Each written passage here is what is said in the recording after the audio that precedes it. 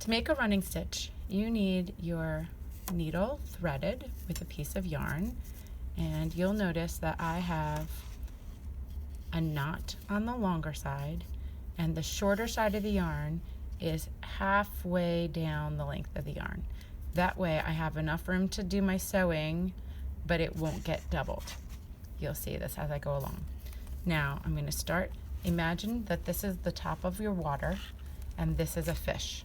The needle is the fish swimming along under the water, and it's going to go under, come up one stitch, and whenever I pull the yarn up, I grab the yarn so it doesn't pull out of the eye of the needle, and let the knot stop you. Don't pull really hard.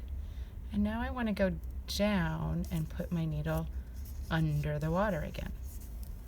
Now the problem with this is it would take me a long time to get it in the right spot, and I'm tempted to bring my yarn back over the top. So now I have to turn my yarn over and find the spot and bring it up. There's a shortcut. The shortcut is to go over a few, under two, and pull it through. What did I mean by that? Do you see how the yarn skipped under two and went over a few stitches? I know a few is only supposed to be two, but in this little poem, it means a bunch of stitches.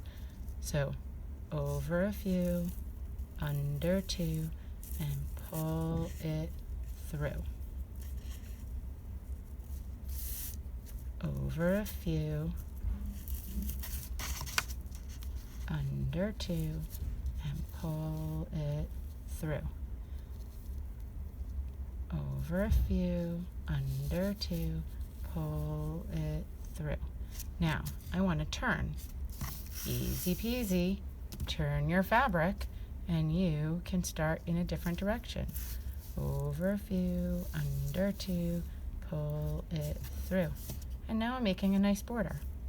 Over a few, under two, pull it through. Now, a running stitch does not have to be a straight line. This is just a good way to start.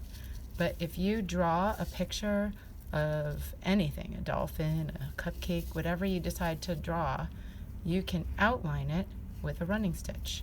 So now, as I've gotten faster, I'm moving a little quicker and going faster. Now I'm going to show you a way to go even faster once you get the hang of it.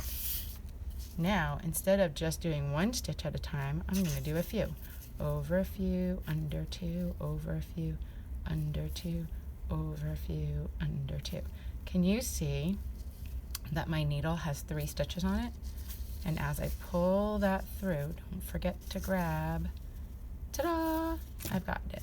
Now I didn't pull really hard. If I pull too hard, the fabric will buckle. If the fabric is not flat, then you've pulled too hard. So over a few, under two, over a few, under two. Some people like wide running stitches, some people like narrow ones. What do I do with my yarn now that I'm at the end of my stitch? Poke it through to the back. Oops. Try that again. Poke it through to the back. And now I'm just going to pull it right off the needle, and I'm going to make my bunny's head. Tuck his little ear right through the back of his head and pull. But instead of just pulling, stick your needle in the bunny's head and pull it down. And what happens is the knot will be right at the back of the fabric, and you can just cut off whatever you don't need. Ta-da!